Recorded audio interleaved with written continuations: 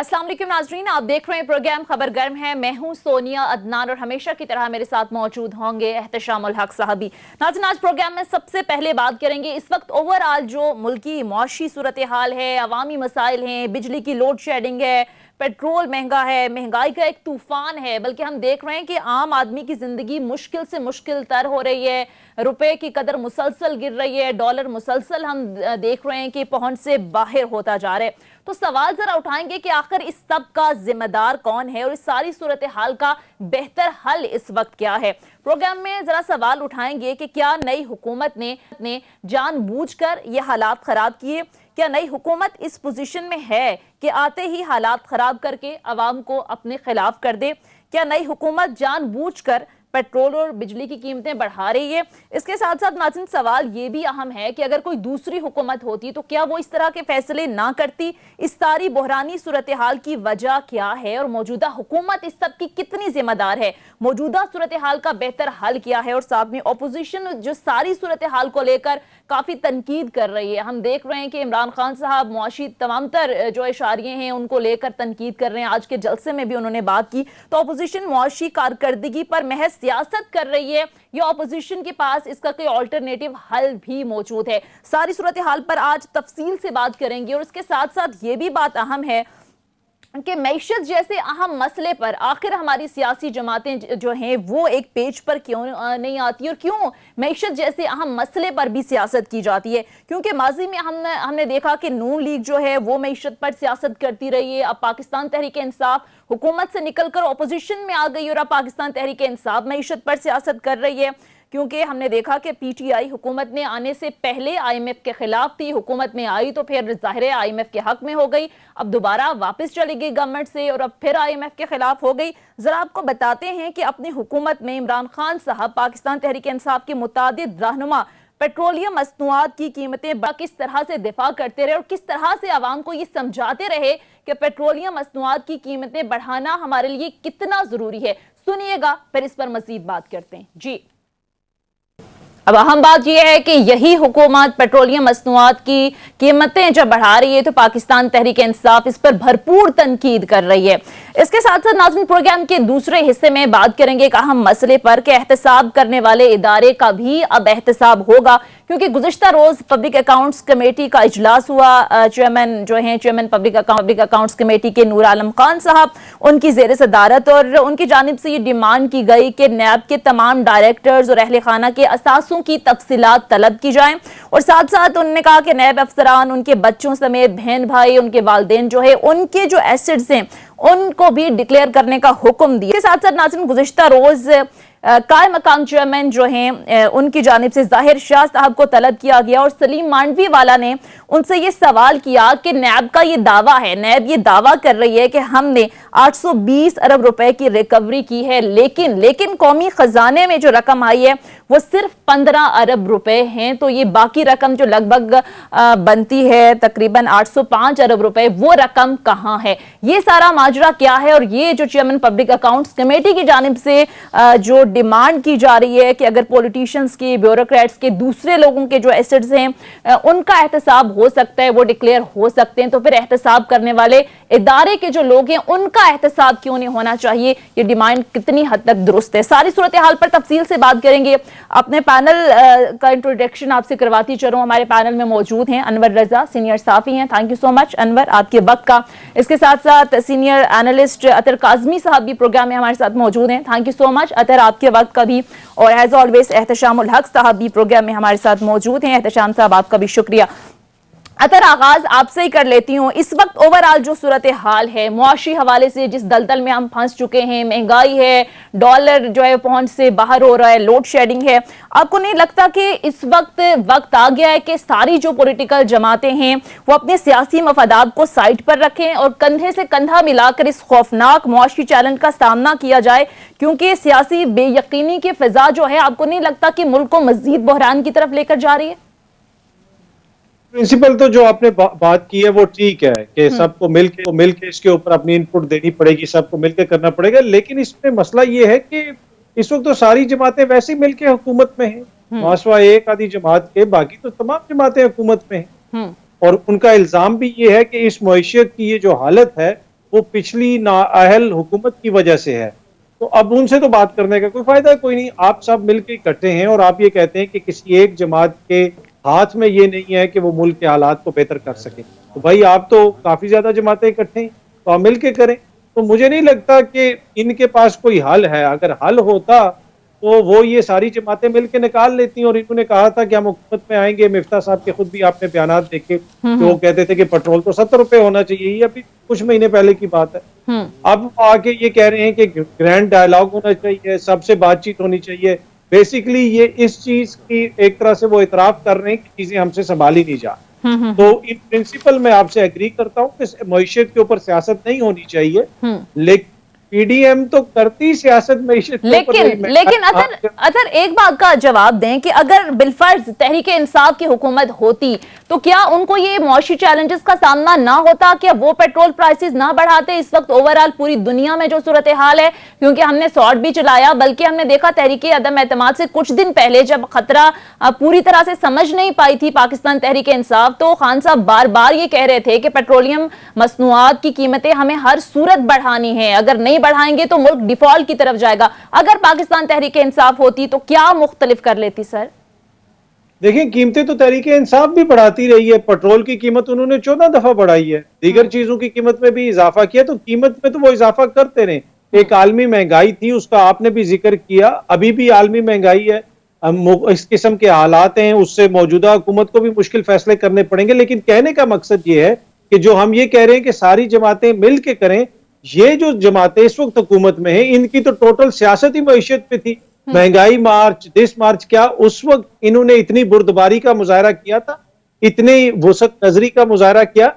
उस वक्त क्या इन्होंने इतनी जिम्मेदारी का मुजाहरा किया था कि अब अचानक इनको डायलॉग याद आ गया? उस तो वक्त मेरे ख्याल इन्होंने नहीं किया था अतर काजमी साहब, और आज पाकिस्तान तहरीक इंसाफ भी वही कर रही है। एहतशाम साहब का मैं कमेंट ले लूं। एहतशाम साहब, आपको क्या लगता है इस बहरान का हल क्या है, कैसे निकलेंगे हम? और दूसरा सर, आपको नहीं लगता कि पाकिस्तान तहरीक इंसाफ ज़ाहिर है एक बड़ी जमात है, इमरान खान एक बहुत बड़ी सियासी जमात के लीडर हैं, उनको चाहिए कि कुछ टाइम के लिए जिद छोड़ देनी चाहिए, अपनी अना को आसमान की बुलंदियों से नीचे ले आना चाहिए, और इस हुकूमत को जो बार बार कहते हैं कि मैं किसी सूरत तस्लीम नहीं करूंगा, जब वो गवर्नमेंट को तस्लीम ही नहीं करेंगे तो इस वक्त जो एक मुआशी हवाले से इतना बड़ा क्राइसिस है, एक खौफनाक क्राइसिस में हम धंसते चले जा रहे हैं, अगर वो हुकूमत को तस्लीम ही नहीं करेंगे तो फिर इस सारे मसले का हल कैसे निकलेगा? कैसे वो सजेस्ट करेंगे, कैसे सजेशन देंगे, कैसे हमने मुल्क को आगे लेकर चलना है?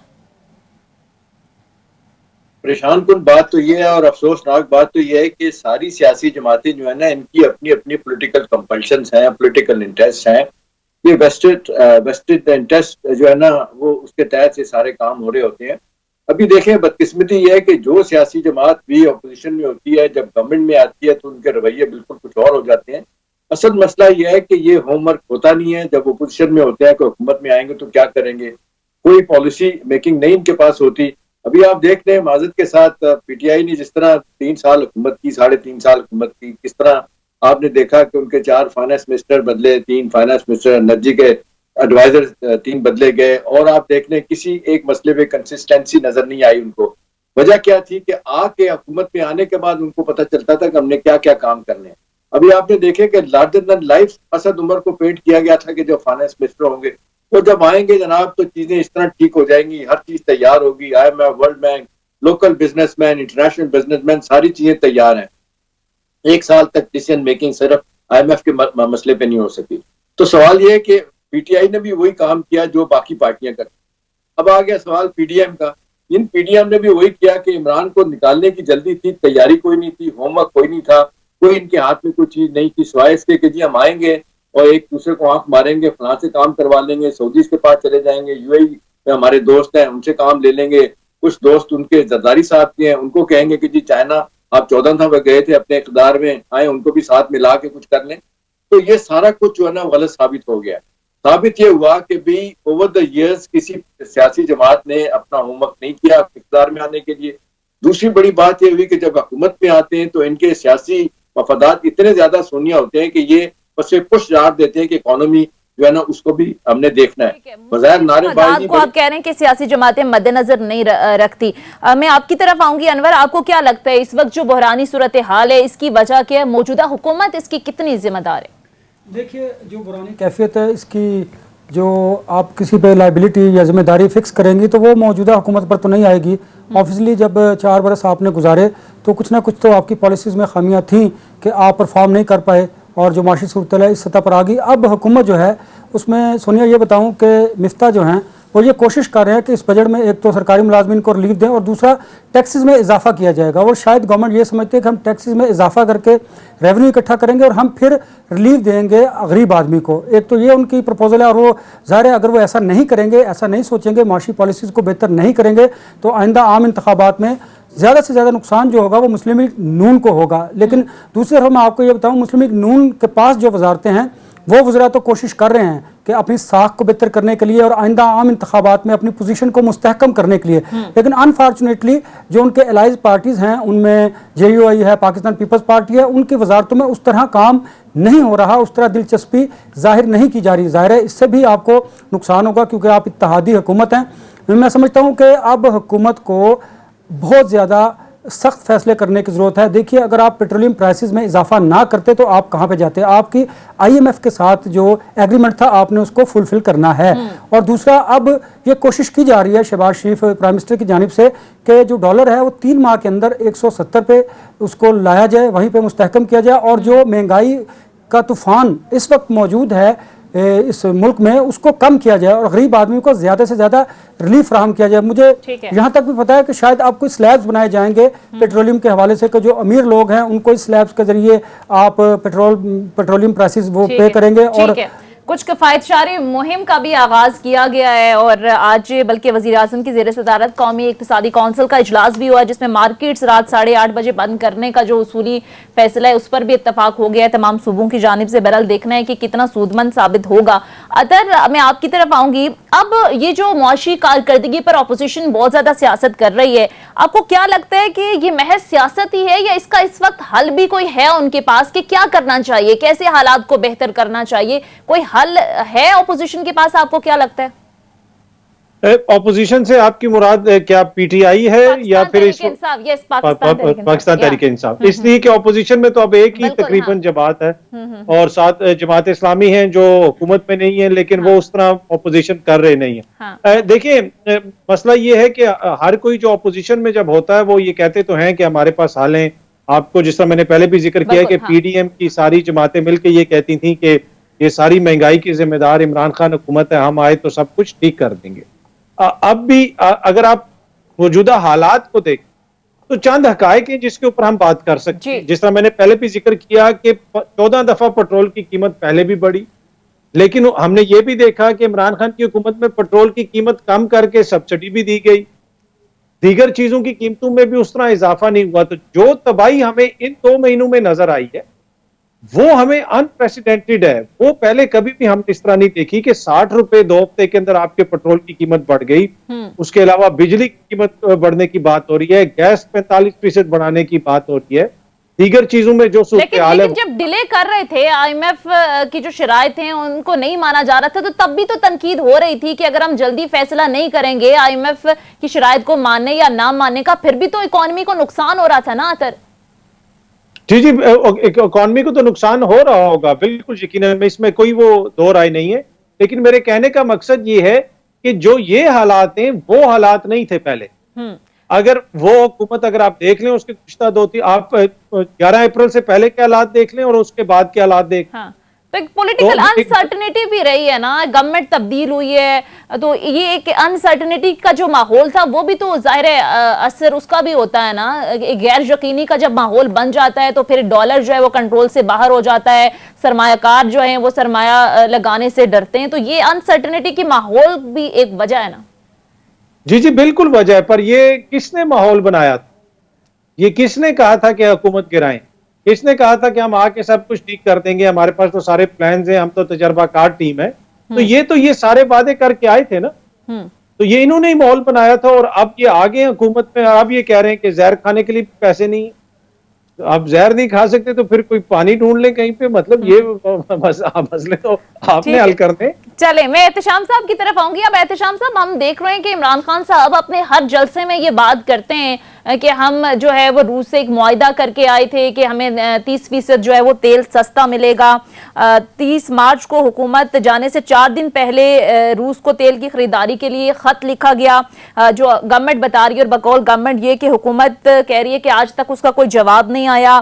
फिर हमाद अजहर साहब कह रहे हैं कि हमने खत लिखा, इमरान खान साहब कह रहे हैं कि हम मुआहदा करके आए हैं। गवर्नमेंट ये कह रही है कि ये मुआहदा कहाँ है, किसने दस्तखत किए, रूस इस पर क्यों जवाब नहीं दे रहा। ये बात इमरान खान के दौरे रूस पर अगर हुई तो उस एलामिये में इसका जिक्र क्यों नहीं है। तो सर ये बहुत सारे सवालात जन्म लेते हैं। और अगर हमाद अजहर साहब का खत गवर्नमेंट ये कह रही है कि हमारे पास मौजूद है, अगर इससे पहले मुआहदा हो गया था तो फिर इस खत में उस मुआहदे का जिक्र क्यों नहीं है। तो आपको लगता है कि वाकई इमरान खान साहब जो एक बयानिया बना रहे हैं कि हम रूस से हम मुआहदा करके आए थे, अब मौजूदा हुकूमत ने अमेरिका के प्रेशर पर खत्म कर दिया, ऐसी कोई चीज एग्जिस्ट करती है? कुछ फसाने हैं, कुछ हकीकतें हैं और फसाने ज्यादा हैं। अभी देखें, ये जिस तरीके से गए थे, ब्रेक थ्रू जरूर था रशिया के कॉन्टेक्ट में। जब former prime minister Imran Khan Moscow गए थे, चले गए थे, वेस्ट ने मुखालफत की, अमेरिका ने मुखालफत की, चाइना ने सपोर्ट किया, हमारी कहा जाता है कि सब अदारों ने उनको सपोर्ट किया कि जाएं, चलेंगे, ठीक हो गया। अब इसमें फसाना ये है कि इसमें कोई एग्रीमेंट नहीं हुआ था। देखिए, इसमें ये टाइम कंज्यूमिंग मामला होता है, एकदम से सारी चीजें नहीं तय होती। अंडरस्टैंडिंग जरूर हुई थी। प्रेसिडेंट पुतिन ने ये जरूर कहा था कि जी ठीक है, हम आपको सस्ती गैस भी दे सकते हैं और साथ 30% गैस और 30% गंदम आपको दे सकते हैं, लेकिन इसके लिए तो तैयारी थी, एग्रीमेंट होना था। हमारी एक टीम ने बाकायदा जाना था, मुल्क से वहां जाके तय करके आती चीजें, और इसमें एकदम सारी चीजें नहीं होनी थी। लेकिन बहरहाल अब देखते हैं, अब डॉलर $124 पर बैरल पे चलेगी आपका की प्राइस चली गई है पेट्रोल की, लिहाजा अब और भी बढ़ना है। अभी क्या कहा जा रहा है, चंद दिनों में $130 बैरल पर चली जाएगी। अभी कोई मुल्क आपको इस हवाले से सपोर्ट नहीं कर सकता, बड़ी मुश्किल हो जाएगी। हाँ, ये है कि जब आप गेम चेंज कर रहे होते हैं, जब आप गोल पोस्ट चेंज कर रहे होते हैं, जब आप अपनी पोजीशन चेंज करते हैं एक ग्रुप से दूसरे ग्रुप में, ठीक है, दुनिया तब्दील हो रही है, नए नए बहास बनने, नए ग्रुप बनने, तो उसमें जाने में अभी वक्त लगना है। लेकिन फौरी तौर पे इसका हमें कोई फायदा नहीं था, ना ही ये सिर्फ माजरत के साथ पीटीआई वाले इसको सियासी इशू बनाने की कोशिश करते हैं, अदरवाइज इसमें जान कोई नहीं है। ये इतनी जल्दी काम नहीं हो रहा था। असल काम होना था सोनिया, जिसकी वजह से इस हुकूमत को देर करनी पड़ी या देर हुई कि IMF के प्रोग्राम में अभी भी नहीं गए, और जिस तरह आपने देखा सारी चीजें तय हो गई, मिफ्ता इस्माइल साहब तय करके आ गए थे। ठीक है, बिल्कुल, हाँ जी। उसके बाद फिर ये दोबारा आपको जाकर दोहा में इनकी IMF की मीटिंग हुई, वहां पे भी ये चीजें तय हो जानी चाहिए थी।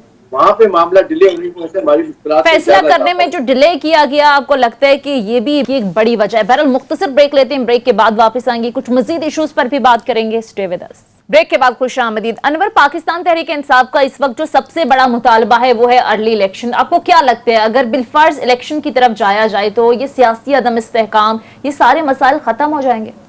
देखिए सोनिया, अर्ली इलेक्शन की जहाँ तक बात है, ठीक है, ये पॉलिटिकल डिमांड है पाकिस्तान तहरीक इंसाफ की, लेकिन मुझे नहीं लगता कि ये डिमांड पूरी है। और मैं समझता हूँ कि अगर ये डिमांड पूरी होनी होती तो ये पहले ही हो चुकी होती, ये 2 माह ना गुजरते। मुझे यूँ लगता है कि शायद ये जो गवर्नमेंट है ये अपना साल पूरा करेगी, 1 साल मुकम्मल करेगी, क्योंकि अगर इनकी डिमांड पूरी होनी होती, जो आपने सिट इन किया था यहाँ पर इस्लामाबाद में, तो वहाँ से आप चले गए, लोग भी बड़े मायूस हुए पाकिस्तान तहरीक इंसाफ की क़यादत से कि आपने कहा था मैं धरना दूंगा। वो बड़ा सेटबैक था इमरान खान साहब के लिए, उनकी जमात के लिए। फिर दूसरी बात यह है कि खान साहब ने ख़ुद को लूज़ किया, कोई पॉलिटिकल गलतियाँ की, उन गलतियों की वजह से मैं समझता हूँ कि उन्हें सियासी तौर पर नुकसान भी हुआ है, और वो आप देख भी रही हैं। और उनकी जमात के अंदर मुख्तलिफ जो सीनियर रहनुमा हैं उनकी आरा भी मुख्तलिफ हैं। एक आरा ये भी सामने आ रही है कि हमें शायद आ जाना चाहिए पार्लियामेंट के अंदर और हमें हुकूमत को टफ टाइम देना चाहिए, और एक आरा ये भी है कि हमें सड़कों पर ही रहना चाहिए। तो जमात के अंदर भी मुख्तलिफ आरा है, और ये जमहूरियत का हुस्न होता है। और जमातों में ऐसा होता है कि मुख्तलिफ आरा सामने आती हैं, लेकिन वो तब आती हैं कि जब सियासी जमातों के अंदर भी माहौल खुशगवार ना हो। कुछ लोग तो इमरान खान साहब को ज़ाहिर है कह नहीं सकते, लेकिन मुर्दे इल्ज़ाम ठहराते हैं कि आपको इस्लामाबाद से जाना ही नहीं चाहिए था।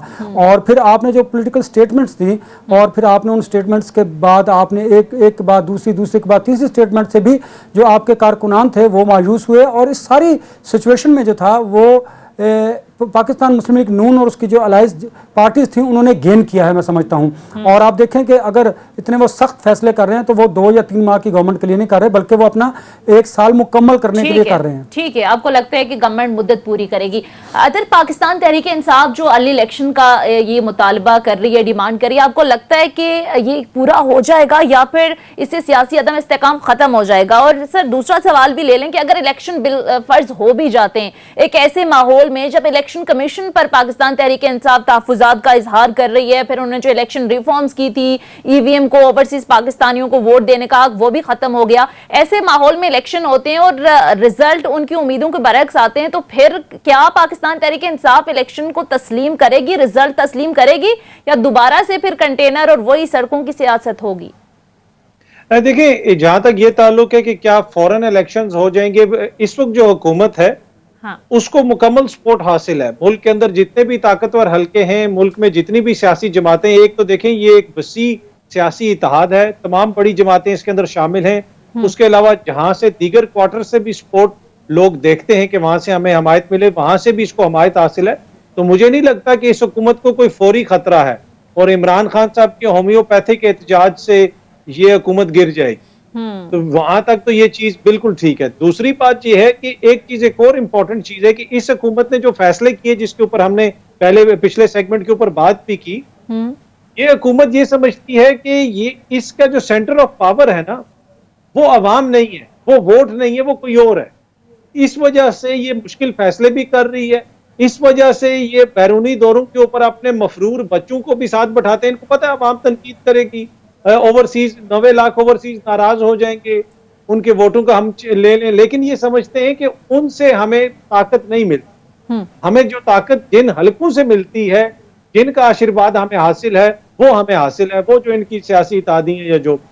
तो इस वजह से ये बड़ी इंपॉर्टेंट चीज है। बाकी ये बात है कि क्या अदम इस्तेकाम खत्म होगा, मुझे नहीं लगता कि मुस्तकबिल करीम में अदम इस्तेकाम खत्म होगा। अगर आप इंतखाबात की तरफ एकदम से जाएंगे भी, उसके भी दौरान भी आपको पता है कैंपेन चलेगी, अगेन एक दूसरे के ऊपर इल्जामात लगेंगे।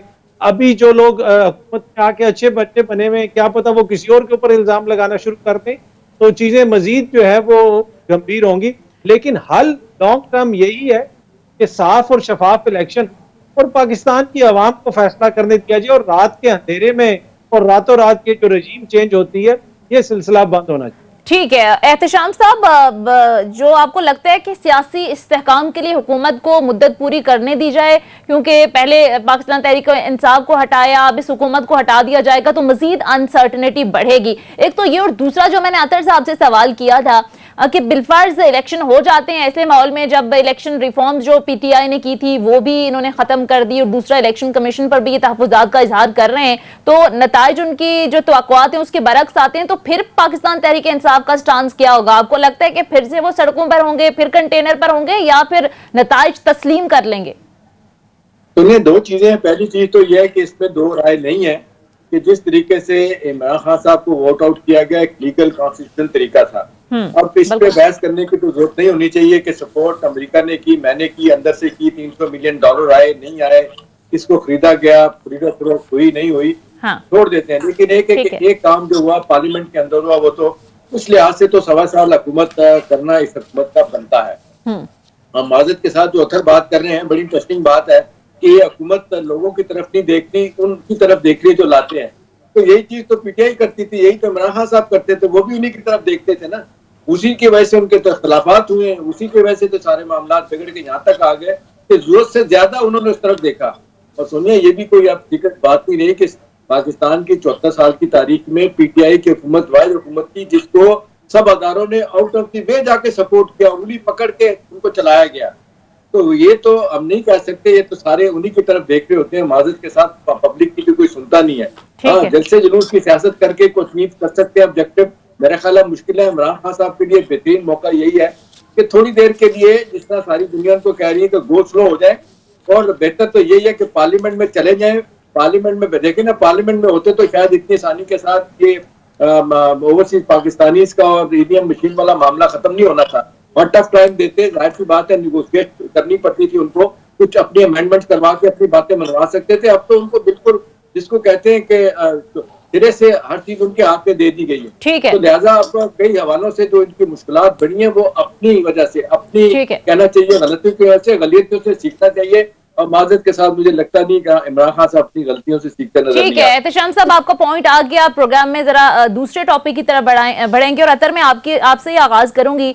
गुज़िश्ता रोज हमने देखा कि पब्लिक अकाउंट्स कमेटी का इजलास हुआ, जिसमें चेयरमैन पब्लिक अकाउंट्स कमेटी की जानिब से एक तो ये कहा गया कि एहतसाब करने वाले इदारे का भी एहतसाब होना चाहिए, नैब के तमाम डायरेक्टर्स, उनके अहल खाना, उनके बच्चे, उनके रिश्तेदारों के असासे भी डिक्लेयर होना चाहिए, उनका एहतसाब होना चाहिए। एक तो ये बात, लेकिन इस पर भी मैं जरा आपसे सवाल, लेकिन हमने देखा कि कायम मकाम चेयरमैन नैब जो जाहिर शाह साहब हैं, उनको कल तलब किया गया और सलीम मांडवी वाला साहब ने उनसे ये सवाल किया कि नैब ये दावा करती रही है, उस वक्त के जो चेयरमैन नैब हैं उनकी जानिब से ये दावा किया गया कि 820 अरब रुपए की हमने रिकवरी की, लेकिन कौमी खजाने में सिर्फ 15 अरब रुपए हैं, बाकी रकम कहां है? यानी 805 अरब रुपए जो बाकी बचते हैं वो रकम कहां गई है? तो आपको लगता है सर ये सवाल जो उनसे किया गया इस मामले पर, उस वक्त के जो चेयरमैन नैब हैं जस्टिस रिटायर्ड जावेद इकबाल साहब, उनकी अकाउंटेबिलिटी होनी चाहिए, उनको किसी पब्लिक फोरम पर बुलाकर पूछना चाहिए कि हाँ भाई आप लोग तो ये दावा कर रहे थे कि हमने 820 अरब रुपए की रकम जो है वो रिकवर कर ली, कहां है वो रकम? कौमी खजाने में तो नहीं जमा कराई? देखिए, जहां तक इस रकम का ताल्लुक है, ऑब्वियसली इसका पता चलाना जरूरी है कि रकम किधर है, कहां पे है। कौमी खजाने में नहीं है, ऑडिट होना चाहिए, इसमें कोई दो राय नहीं हो सकती। जो भी ऑडिट करवाना चाहता है और हुकूमत अगर करवाना चाहती तो जरूर कराए। लेकिन दूसरी बात यह है कि इस असेंबली में बुला लिया कमेटी ने नैब के चेयरमैन को या नैब के किसी ऑफिसर को, वो काबीना जिसमें 60% लोगों के ऊपर करप्शन के इल्जामात हैं, जमानतों पे हैं, नैब के अंदर इनके अपने केसेस हैं, ये नैब के कानून भी बदल रहे हैं और नैब के लोगों को बुला के उनसे क्वेश्चन भी कर रहे हैं कि आज तक अपने ऊपर उठने वाले किसी सवाल का जवाब दिया। वो लोग हुकूमत में हैं जिनके लीडर अभी भी लंदन में उन फ्लैट्स में बैठे हुए, जिनका आज तक उन्होंने एक रसीद नहीं दी। तो मतलब ये क्या मजाक हो रहा है कौम के साथ कि नैब ने कुछ किया? नैब देखें, नैब मुझे भी नहीं लगता कि नैब संजीदा है किसी को पकड़ने के अंदर। अगर किसी संजीदा होती तो आज तक बहुत सारे केसेस के फैसले हो चुके हो। बिल्कुल, लेकिन अतर नैब की क्रेडिबिलिटी पर तो क्वेश्चन उठाए जाते रहे। मुअज़्ज़िज़ अदलिया की जानिब से बार बार ये कहा जाता रहा, हमने देखा खाकान अब्बासी साहब का केस हो, एहसन इकबाल, खुर्शीद शाह, ख्वाजा आसिफ, साद रफीक, सब जो हैं वो अंदर रहे, इन्होंने जेलें काटी, लेकिन जब बाहर आए तो फिर इन्होंने कहा कि हम तो सुरखरू हो गए। फिर अदालत भी ये रिमार्क्स देती है कि भाई सबूत कहाँ है, साबित तो करें कि इन लोगों ने करप्शन की है। और फिर वाजे वो कहते रहे कि जो नैब है वो पॉलिटिकल विक्टिमाइजेशन करती है, इन लोगों को सियासी इंतकाम का निशाना बनाती है। तो नैब के ऊपर तो सवालात हैं।